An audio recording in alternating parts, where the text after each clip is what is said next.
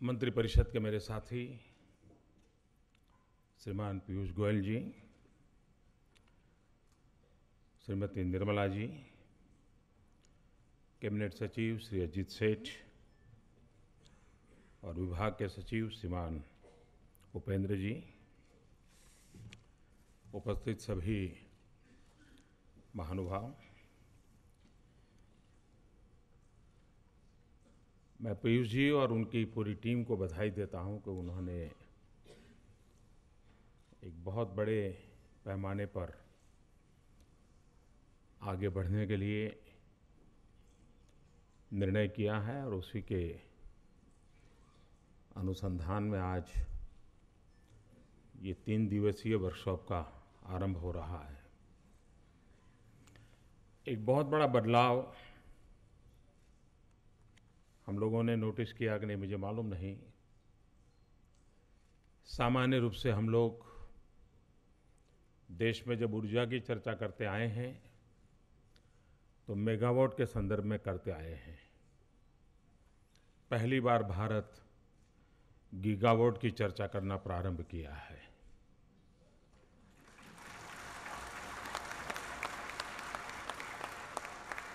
कोई कल्पना कर सकता है कि मेगावाट से गीगावाट की तरफ की यात्रा कितनी एम्बिशियस है, कितनी फोकस है और परिणाम प्राप्त करने का कितना आत्मविश्वास भरा हुआ है। भारत में जब मैं ऊर्जा के संबंध में सोचता हूं तब वैश्विक संदर्भों में जो चर्चा हो रही है वो अपनी जगह पर है।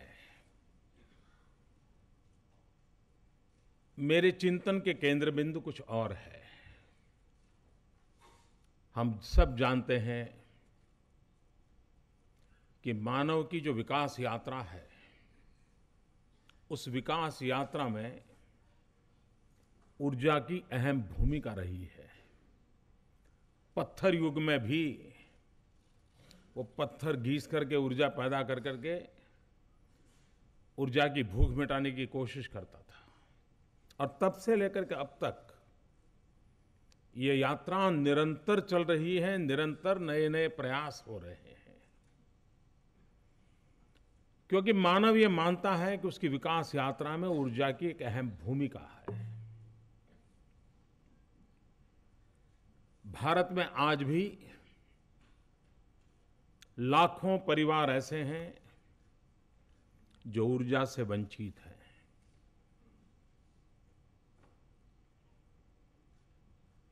गरीब से गरीब परिवार को भी ये अपेक्षा है कि उसका बच्चा पढ़ लिख करके आगे जाए,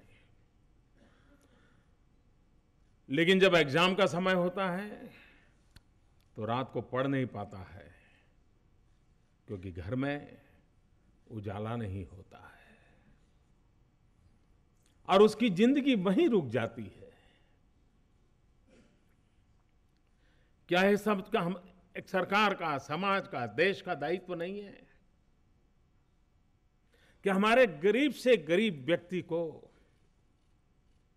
अपने सपनों को साकार करने के लिए जिस ऊर्जा की जरूरत है वो ऊर्जा उसे प्राप्त हो।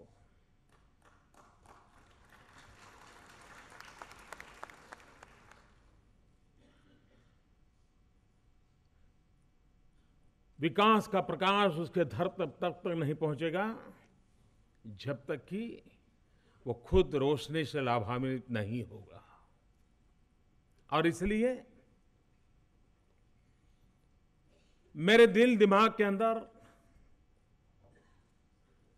भारत का एक सामान्य व्यक्ति बैठा हुआ है, वो एक गरीब व्यक्ति बैठा हुआ है, वो अंधेरे में डूबे हुए गांव मेरे दिमाग में सवार है और उसके रास्ते में खोज रहा हूं ताकि हमारे पास जो भी आज सामर्थ्य है, शक्ति है, उसको ऑप्टिमम यूटिलाइज करके हम इन आवश्यकताओं की पूर्ति कैसे करें।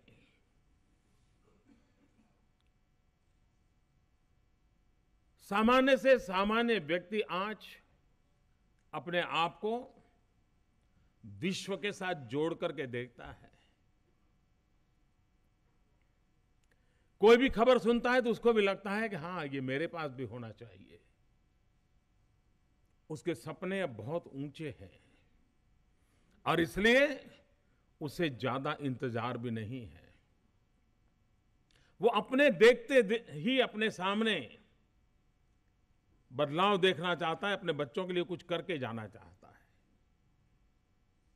और इसलिए हम 1 पॉइंट आगे गए, 2 पॉइंट आगे गए, 5 पॉइंट आगे गए, आंकड़े तो बहुत अच्छे लगते हैं, लेकिन हमें क्वांटम जंप के बिना कोई चारा नहीं है। और इसलिए हम पहले जिस गति से आगे बढ़ते होंगे, इससे हम गति तेज भी करना चाहते हैं और नई ऊंचाइयों को पार कर करके आगे बढ़ जाएं। उस सीमा तक आगे बढ़ने की दिशा में हम सारी योजनाओं लेकर के आगे चल रहे हैं। उसमें ऊर्जा एक क्षेत्र है। दूसरी तरफ ऊर्जा के लिए जो हमारे स्रोत हैं,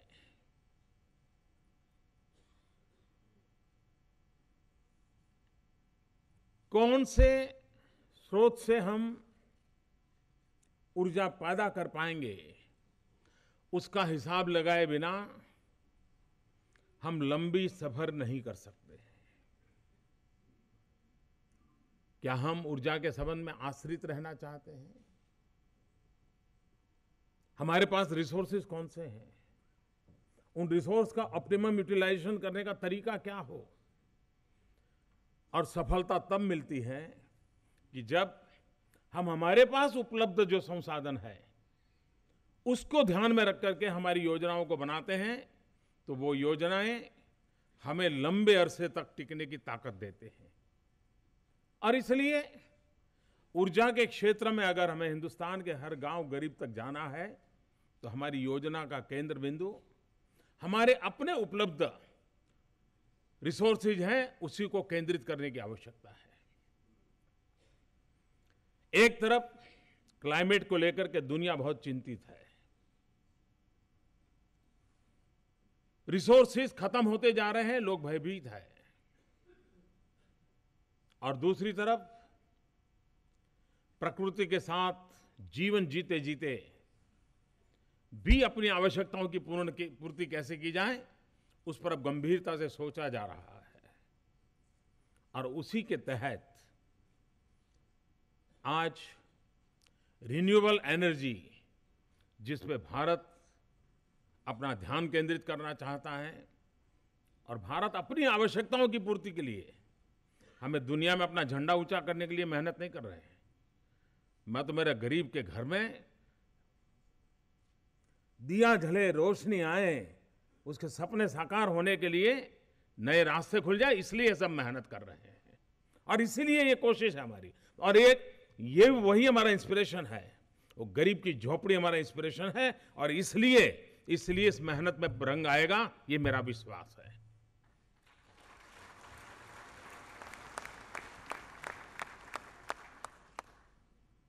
आज दुनिया जो क्लाइमेट की चर्चा कर रहा है, अलग अलग तरीके से उसको एड्रेस करने के प्रयास हो रहे हैं।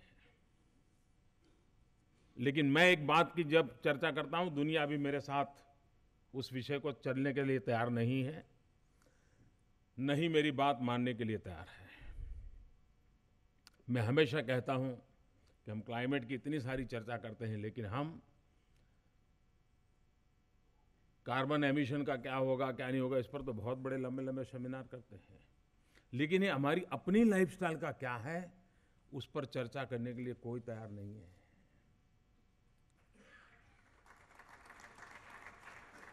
क्योंकि सबको मालूम है कि लाइफस्टाइल की चर्चा करते ही मुसीबत कहां आने वाली है। और हमारी आदतें इतनी बदली है कि हमें भी पता नहीं है कि हम जिंदगी को कैसे जी रहे हैं, पता नहीं है।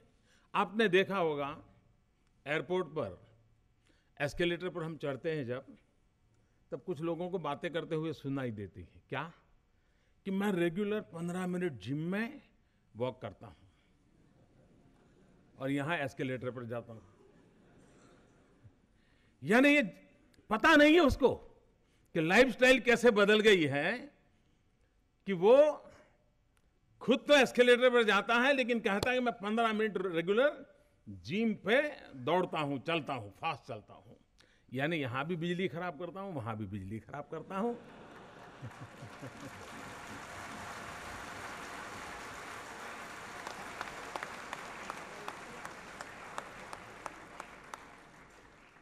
मैं किसी की आलोचना नहीं करता हूं क्योंकि मैं भी एस्केलेटर पर जाता हूं। कहने का तात्पर्य है कि हम लोगों की आदत इतनी बदल गई है कि हमें पता नहीं है कि सचमुच में हम हमारी भावी पीढ़ी के भाग्य का जो है वो हम ही खाते चले जा रहे हैं। और ऐसे कैसे माँ बाप हो सकते हैं जो बच्चों का खा जाए? हम अपनी भावी पीढ़ियों का खा रहे हैं। कोई माँ बाप ऐसा नहीं होगा जो अपने बच्चों को कर्जदार देखना चाहता है। हर माँ बाप चाहते हैं बच्चों के लिए कुछ विरासत छोड़ करके जाए। क्या हम हमारी भावी पीढ़ी के लिए ये बर्बाद विश्व देना चाहते हैं, बर्बाद पृथ्वी देना चाहते हैं? हम उसको खुली हवा में जीने का अधिकार भी नहीं देना चाहते क्या? हमारी भावी पीढ़ी के अधिकारों की रक्षा करना कि हमारा दायित्व तो नहीं है? और इसलिए हमने अपने जीवन शैली में भी बदलाव लाना जरूरी है। और इसलिए जब क्लाइमेट के इश्यू को एड्रेस करते हैं तो व्यक्ति से शुरू कर करके ब्रह्मांड तक की चर्चा होनी चाहिए। हो रहा है, ब्रह्मांड से शुरू हो रहा है और व्यक्ति तक आने को कोई तैयार नहीं है। सारे डिस्कोर्सेस बदलने की आवश्यकता है और ये बदले जा सकते हैं।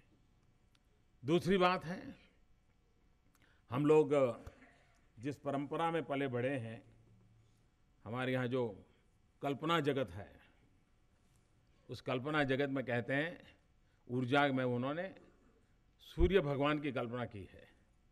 और सूर्य 7 घोड़ों का रथ होता है सूर्य भगवान का। ऊर्जा की कल्पना ये की गई है। माइथोलॉजी वाले या इस प्रकार की कल्पना जगत वाले जो क्या सोचते होंगे मुझे मालूम नहीं, लेकिन सूर्य ऊर्जा का तो केंद्र है ही है, उसका तो कोई इनकार नहीं कर सकता है। आज के युग में मैं देख रहा हूं वो 7 घोड़े कौन से होने चाहिए। हमारा जो ये सूर्य का घोड़ा है, ऊर्जा का घोड़ा है, वो कौन से 7 घोड़े उसको चलाए। अब तक हमको आदत है थर्मल की, एक घोड़ा, दूसरी है गैस की, तीसरी हाइड्रो की, चौथी है न्यूक्लियर करके। इसके आसपास तो थोड़ा बहुत हम चल रहे हैं, लेकिन हम 3 और घोड़े भी लगाने की जरूरत है, सोलार, विंड एंड बायोमास, जो हमारी पहुंच में है। और इसलिए इन 7 घोड़ों से ये हमारा ऊर्जा का रथ कैसे आगे बढ़े, उसको लेकर के हम चलना चाहते हैं। मैंने एक दिशा में प्रयास शुरू किया है। दुनिया में 50 से अधिक देश ऐसे हैं कि जिनके पास सोलर रेडिएशंस में ईश्वर की कृपा रही है। उन देशों पर 50 के करीब देश हैं। हमारी कोशिश है कि इन 50 देशों का एक संगठन बने और वे सोलर एनर्जी के क्षेत्र में साथ मिलकर के रिसर्च करें, सोलर एनर्जी को और वायबल कैसे बनाया जा सकता है, टेक्नोलॉजी अपग्रेडेशन कैसे किया जा सकता है। और ये 50 देश जिनके पास ये सामर्थ्य पड़ा है, वे मिलकर के अपनी ऊर्जा के सारे सवालों का जवाब खुद मिलकर के खोजने की दिशा में प्रयास करें। ये इस दिशा में हम कुछ काम कर रहे हैं। मुझे विश्वास है कि थोड़े से प्रयास में आगे कभी न कभी हमें इसमें सफलता मिलेगी। हमने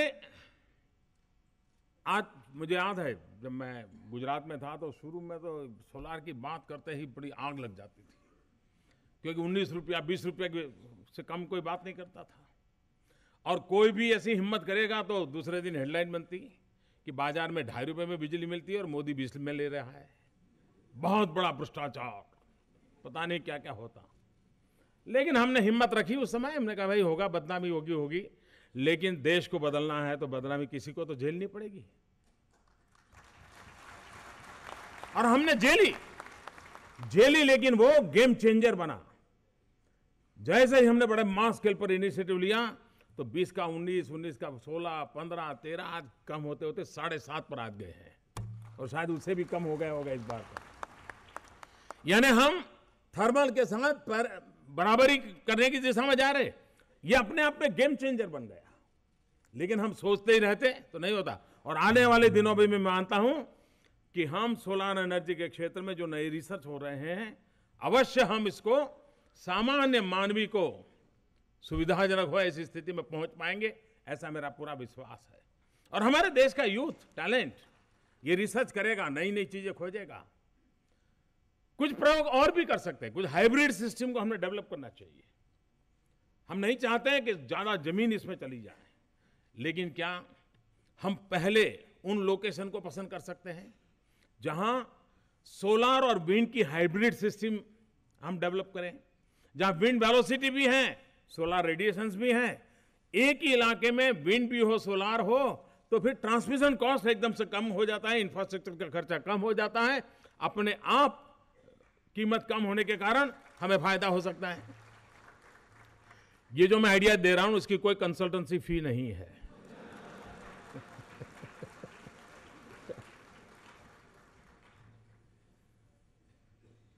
क्यों ना हम इस प्रकार से करें, जैसे अभी पीयूष जी बता रहे थे गुजरात में एक प्रयोग कैनाल के ऊपर डाला। हमारे देश में जो तालाब है, अब नरेगा के द्वारा तालाब खोदे भी जाते हैं, क्या तालाब के अंदर ही सोलर पैनल लगाए जा सकते हैं? नीचे पानी है, ऊपर सोलर है, पानी भी बच जाएगा, जमीन का खर्चा नहीं होगा, और आपका सोलर प्रोजेक्ट अपने आप कितने नजदीक में आप डेवलप कर सकते हैं। हम उस प्रकार की इनोवेटिव चीजें जो हमारे देश को सुसंगत है, हम सोचें। खर्चा कम आएगा और कम खर्चे से हम ज्यादा प्राप्त कर सकते हैं।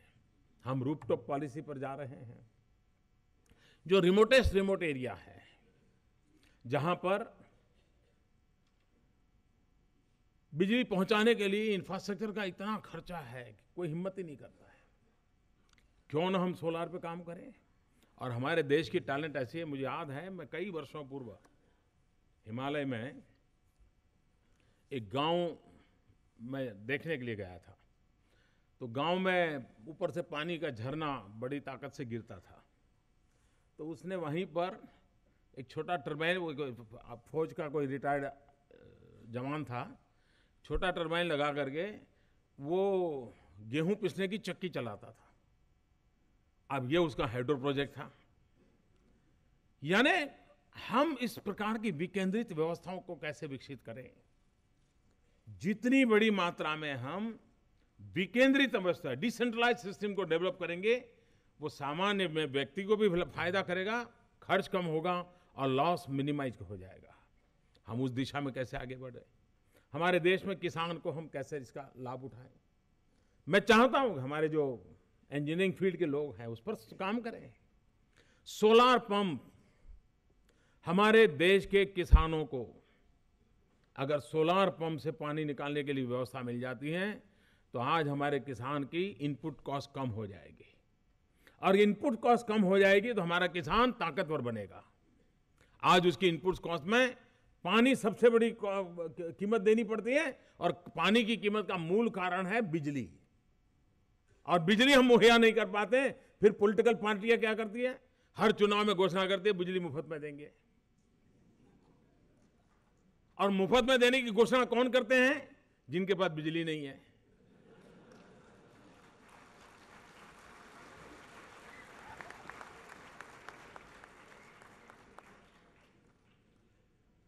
तो बिल देंगे तो फिर उसको बिल आएगा ना।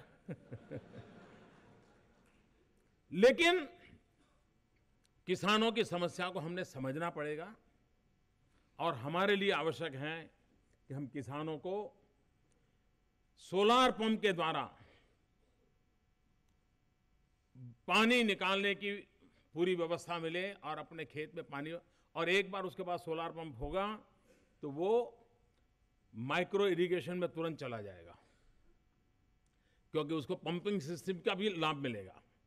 और माइक्रो इरिगेशन में जाएगा तो न हम ऊर्जा की बचत करेंगे, हम पानी की भी बचत करेंगे। नॉट ओनली दैट, ये माना गया है कि एग्रीकल्चर सेक्टर में माइक्रो इरिगेशन के द्वारा क्रॉप ज्यादा मिलता है, क्वालिटी ज्यादा अच्छी मिलती है, किसान को मल्टीपल बेनिफिट की संभावना होती है। तो हम जिस ऊर्जा के क्षेत्र में काम कर रहे हैं, हम समाज जीवन में कितना बड़ा बदलाव ला सकते हैं और उन बदलाव को लेकर के हम कैसे काम कर सकते हैं, इस पर हम गंभीरता से सोचेंगे। जैसे मैंने कहा, ऊर्जा बचाना ये समय की मांग है। हमने सहज स्वभाव बनाना पड़ेगा, और ऊर्जा हम जितनी बचाएंगे, हम आने वाली पीढ़ियों को बचाएंगे। ऊर्जा पीढ़ियों की रक्षक के रूप में काम आ सकती है, और उस बात को गंभीरता से लेकर के चलना भी आवश्यक है। भारत सरकार अकेली इस दिशा में आगे बढ़ रही है ऐसा नहीं। आपने देखा, करीब करीब सभी राज्य यहां मौजूद हैं, और ये वो राज्य हैं जिन्होंने कुछ न कुछ अचीव किया है। यानी आज हिंदुस्तान के सभी राज्यों में अवेयरनेस है, इनिशिएटिव है, और ज्यादा लोग राज्यों के साथ मिलकर के इसमें काम भी कर रहे हैं। मैं एक शुभ संकेत मानता हूं। सभी राज्य मिलकर के जैसे आगे बढ़ते हैं तो मेगावाट का गीगावाट होना देर नहीं लगती जी। ये ताकत वो है, सब राज्य मिलकर के जब काम कर रहे हैं तो मेगावाट से गीगावाट की सफर अपने आप चल पड़ती है, और उस सफर को पाने के लिए हम प्रयास कर रहे हैं। मैं आपको विश्वास दिलाता हूं,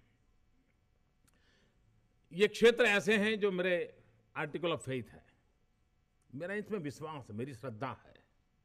मैं मानता हूं कि ये मानव जात के कल्याण के जो रास्ते हैं, उस रास्तों से कभी भी हमने हटना नहीं चाहिए। और मेरा ये विश्वास है कि दुनिया को ये ग्लोबल वार्मिंग से बचने के रास्ते दिखाने की अगर किसी के पास सहज शक्ति है तो हिंदुस्तान के पास है। क्योंकि हम लोग जन्मजात रूप से प्रकृति को प्रेम करना हमें सिखाया गया है, हमारे डीएनए में है। लेकिन हम ही उसको अगर भूल जाएंगे तो दुनिया को रास्ता कौन दिखाएगा? और फिर दुनिया एमिशन के हिसाब किताब से ही अपने समय बर्बाद करती रहेगी। जीने का रास्ता क्या हो, दिखाने की ताकत भारत के पास है, और जो हजारों साल उसने जी करके दिखाया है। अकेले महात्मा गांधी को ले, उन्होंने जिन बातों को जी करके दिखाया है, उसी को भी अगर दुनिया समझना शुरू करें तो मैं समझता हूं ग्लोबल वार्मिंग से लड़ने का रास्ता उसको मिल जाएगा, बचने का रास्ता मिल जाएगा। हम प्रकृति को प्रेम करने वाले लोग हैं। हम ही तो लोग हैं जो नदी को मां कहते हैं। ये हमारे स्वभाव में है, और इसलिए मानव जात जिस संकट की ओर आगे बढ़ रही है, उसको बचाने का भी मार्ग, हां, लेकिन भारत ने खुद ने भी उसको जीने का फिर से एक बार प्रयास शुरू करना पड़ेगा। हम ये कहें कि हमारे ग्रंथों में इतना महान पड़ा हुआ है तो हमारी गाड़ी चल जाएगी, ये होना नहीं है।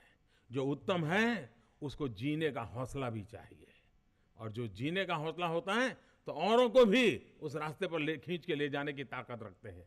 उस ताकत के भरोसे हम आगे बढ़ना चाहते हैं। मैं फिर एक बार इस प्रयास को बहुत शुभकामनाएं देता हूं, और मैं चाहूंगा कि अनेक विषयों पर चर्चाएं होने वाली हैं, अलग अलग एक्सपर्ट लोगों से हम विचार विमर्श होगा, और इस क्षेत्र में काम करने वाले लोग भी, हम भी मिल करके रिसर्च और इनोवेशन पर बल देना होगा।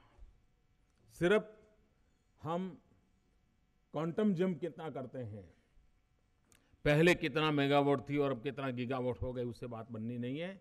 हमने टेक्नोलॉजिकली क्वालिटेटिव चेंज लाने की जरूरत है, और उसके लिए रिसर्च की आवश्यकता है। हम जो कुछ भी कर रहे हैं उसमें बल देना चाहिए। दूसरा, मैन्युफैक्चरिंग। हम मेक इन इंडिया की बात कर रहे हैं। हम चाहते हैं कि हमारे सोलार और विंड हो, इक्विपमेंट मैन्युफैक्चरिंग पर बल यहां पर मिले।